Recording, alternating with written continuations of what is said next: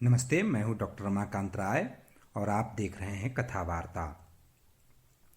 भारत जैसे विविधता भरे देश में गणतंत्र का उत्सव इसलिए भी विशेष है कि दुनिया को गणतंत्र का पाठ हमने ही पढ़ाया था। भारत में गणतंत्र का प्राचीनतम उदाहरण मिलता है, जहां गौतम बुद्ध के समय में 16 महाजनपदों में लिच्छवी, बज्जी, वैशाली आदि सफलतापूर्वक संचालित हो रहे थे। स्वाधीनता प्राप्ति के बाद संविधान लागू करने की तिथि 26 जनवरी से हम लोकतंत्र का यह उत्सव प्रतिवर्ष मनाते हैं। इस तिथि के आसपास समूचे उत्तर भारत में कड़ाके की ठंड होती है। प्रसिद्ध व्यंग्यकार हरिशंकर परसाई ने अपने निबंध ठिठुरता हुआ गणतंत्र में भारतीय गणराज्य की सामाजिक, आर्थिक और राजनीतिक विडंबना को शब्दबद्ध किया है। उनके व्यंग्य की एक विशेष भंगिमा है। हमारे YouTube चैनल कथा वार्ता के लिए हरिशंकर परसाई का यह निबंध अपने स्वर में सहेज कर भेजा है बिहार के हमारे मित्र केशव क्रांति ने। आइए सुनते हैं हरिशंकर परसाई का निबंध ठिठुरता हुआ गणतंत्र। कथा वार्ता की प्रस्तुति। ठिठुरता हुआ गणतंत्र। 4 बार मैं गणतंत्र दिवस का जलसा दिल्ली में देख चुका हूँ। 5वीं बार देखने का साहस नहीं।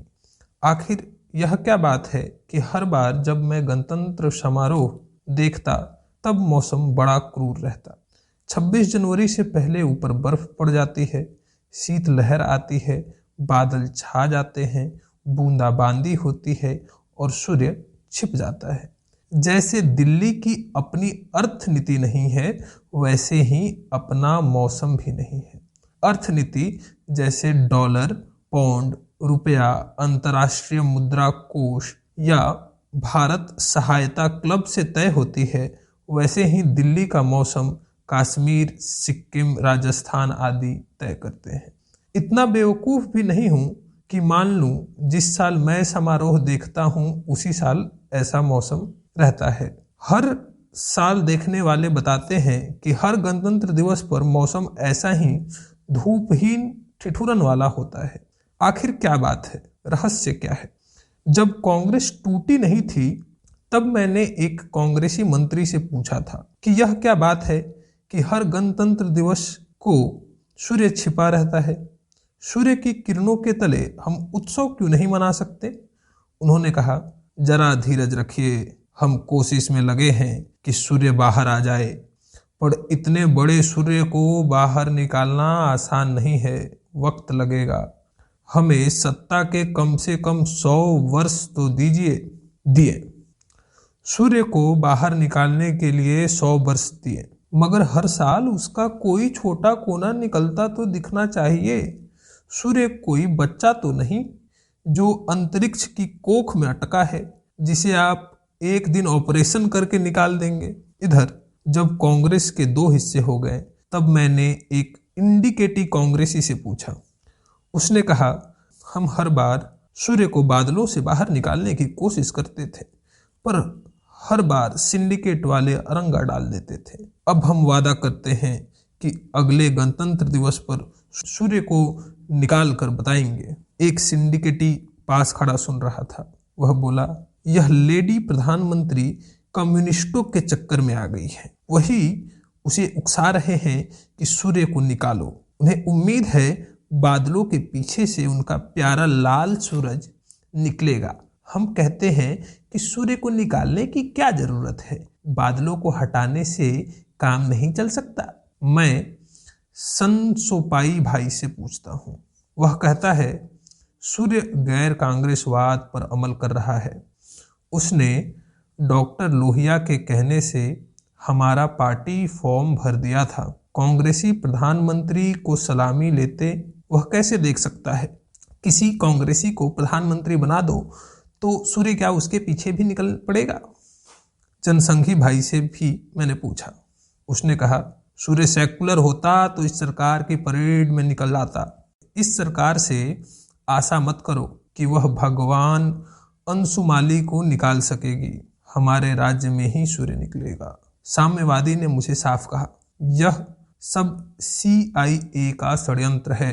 7वें बेड़े से बादल दिल्ली भेजे जाते हैं। स्वतंत्र पार्टी के नेता ने कहा, रूस का पिछलग्गू बनने का और क्या नतीजा होगा। प्रसोपा के भाई ने अनमने ढंग से कहा, सवाल पेचीदा है, नेशनल काउंसिल की अगली बैठक में इसका फैसला होगा, तब बताऊंगा।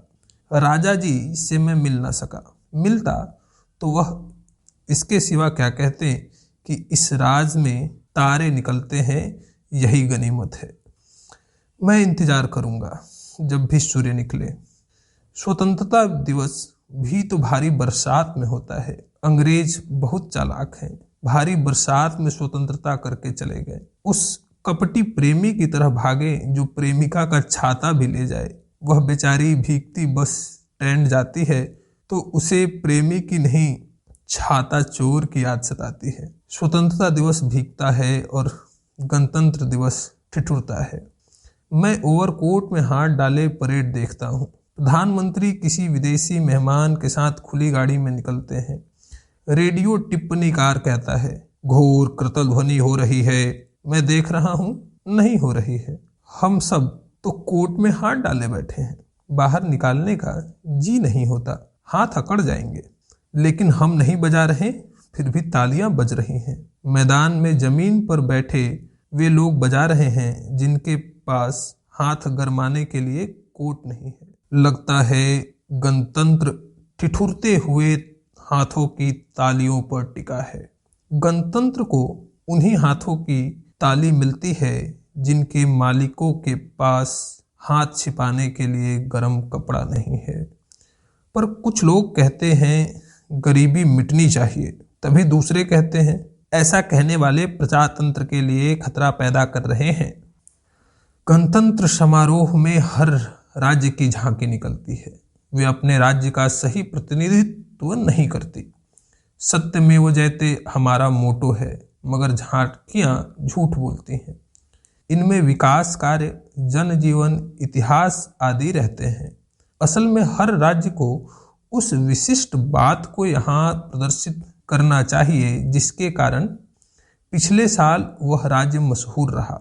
गुजरात की झांकी में इस साल दंगे का दृश्य होना चाहिए। जलता हुआ घर और आग में झोंके जाते बच्चे। पिछले साल मैंने उम्मीद की थी कि आंध्र की झांकी में हरिजन जलाते हुए दिखाए जाएंगे, मगर ऐसा नहीं दिखा। यह कितना बड़ा झूठ है कि कोई राज्य दंगे के कारण अंतर्राष्ट्रीय ख्याति पाए, लेकिन झांकी सजाए लघु उद्योग की। दंगे से अच्छा गृह उद्योग तो इस देश में दूसरा है नहीं। मेरे मध्य प्रदेश ने 2 साल पहले सत्य के नजदीक पहुंचने की कोशिश की थी। झांकी में अकाल राहत कार्य बतलाए गए थे, पर सत्य अधूरा रह गया था। मध्य प्रदेश उस साल राहतों के कार्य नहीं, राहत कार्यों में घपले के कारण मशहूर हुआ था। मेरा सुझाव माना जाता तो मैं झांकी में झूठे मास्टर रोल भरते दिखाता। चुकारा करने वालों का अंगूठा हजारों मूर्खों के नाम के आगे लगवाता। नेता, अफसर, ठेकेदार के बीच लेन देन का दृश्य दिखाता। उस झांकी में वह बात नहीं आई। पिछले साल स्कूलों की टाट पट्टी कांड से हमारा राज्य मशहूर हुआ। मैं पिछले साल की झांकी में यह दृश्य दिखाता। मंत्री, अफसर वगैरह खड़े हैं और टाट पट्टी खा रहे हैं। जो हाल झांकियों का वही घोषणाओं का। हर साल घोषणा की जाती है कि समाजवाद आ रहा है, पर अभी तक नहीं आया। कहाँ अटक गया? लगभग सभी दल समाजवाद लाने का दावा करते हैं, लेकिन वह नहीं आ रहा। मैं एक सपना देखता हूँ, समाजवाद आ गया है और बस्ती के बाहर टीले पर खड़ा है। बस्ती के लोग आरती सजाकर उसका स्वागत करने को तैयार खड़े हैं, पर टीले को घेरे खड़े हैं कई तरह के समाजवादी। उनमें से हरेक लोगों से कहकर आया है कि समाजवाद को हाथ पकड़कर मैं ही लाऊंगा। समाजवाद टीले से चिल्लाता है, मुझे बस्ती में ले चलो, मगर टीले को घेरे समाजवादी कहते हैं, पहले यह तय होगा कि कौन तेरा हाथ पकड़ कर ले जाएगा। समाजवाद की घेराबंदी कर रखी है। सन सोपा प्रोसोपा वाले जनतांत्रिक समाजवादी हैं। पीपुल्स डेमोक्रेसी और नेशनल डेमोक्रेसी वाले साम्यवादी हैं। दोनों तरह के कांग्रेसी हैं। सोशलिस्ट यूनिटी सेंटर वाले हैं। क्रांतिकारी समाजवादी हैं।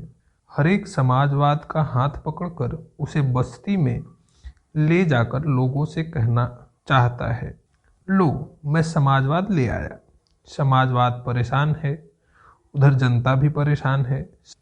समाजवाद आने को तैयार खड़ा है, पर समाजवादियों में आपस में धौल धप्पा हो रहा है। समाजवाद एक तरफ उतरना चाहता है कि उस पर पत्थर पड़ने लगते हैं। खबरदार उधर से मत आना। एक समाजवादी उसका एक हाथ पकड़ता है तो दूसरा हाथ पकड़कर उसे खींचता है। तब बाकी समाजवादी छीना झपटी करके हाथ छुड़ा देते हैं। लहूलुहान समाजवाद टीले पर खड़ा है। इस देश में जो इसके लिए प्रतिबद्ध है वही उसे नष्ट कर रहा है। लेखकीय स्वतंत्रता के लिए प्रतिबद्ध लोग ही लेखक की स्वतंत्रता छीन रहे हैं। सहकारिता के लिए प्रतिबद्ध इन आंदोलनों के लोग ही सहकारिता को नष्ट कर रहे हैं। सहकारिता तो एक स्पिरिट है। सब मिलकर सहकारिता पूर्वक खाने लगते हैं और आंदोलन को नष्ट कर देते हैं। समाजवाद को समाजवादी ही रोके हुए है। यूं प्रधानमंत्री ने घोषणा कर दी है कि अब समाजवाद आ ही रहा है। मैं एक कल्पना कर रहा हूँ, दिल्ली में फरमान जारी हो जाएगा, समाजवाद सारे देश के दौरे पर निकल रहा है, उसे सब जगह पहुँचाया जाए, उसके स्वागत और सुरक्षा का पूरा बंदोबस्त किया जाए। एक सचिव दूसरे सचिव से कहेगा, लो ये एक और वीआईपी आ रहा है, अब इनका इंतजाम करो, नाक में दम है। कलेक्टर को हुक्म जाएगा, कलेक्टर एसडीओ को लिखेगा, एसडीओ तहसीलदार को। पुलिस दफ्तरों में फरमान पहुंचेंगे, समाजवाद की सुरक्षा की तैयारी करो। दफ्तरों में बड़े बाबू छोटे बाबू से कहेंगे, काहे हो तिवारी बाबू, एक कोई समाजवाद वाला कागज आया था ना, जरा निकालो। तिवारी बाबू कागज निकाल कर देंगे। बड़े बाबू फिर से कहेंगे, अरे वह समाजवाद तो परसों ही निकल गया, कोई लेने नहीं गया स्टेशन। तिवारी बाबू तुम कागज दबा कर रख लेते हो, बड़ी खराब आदत है तुम्हारी। तमाम अफसर लोग चीफ सेक्रेटरी से कहेंगे, सर समाजवाद बाद में नहीं आ सकता, बात यह है कि हम उसकी सुरक्षा का इंतजाम नहीं कर सकेंगे।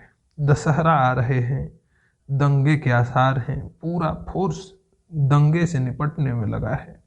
मुख्य सचिव दिल्ली लिख देगा, हम समाजवाद की सुरक्षा का इंतजाम करने में असमर्थ हैं, उसका आना अभी मुलतवी किया जाए। जिस शासन व्यवस्था में समाजवाद के आगमन के कागज दब जाएं और जो उसकी सुरक्षा की व्यवस्था न कर सके, उसके भरोसे समाजवाद लाना है तो ले आओ, मुझे खास ऐतराज नहीं है। जनता के द्वारा न आकर अगर समाजवाद दफ्तरों के द्वारा आ गया तो एक ऐतिहासिक घटना हो जाएगी। हरिशंकर परसाई का निबंध ठिठुरता हुआ गणतंत्र, कथावार्ता की प्रस्तुति।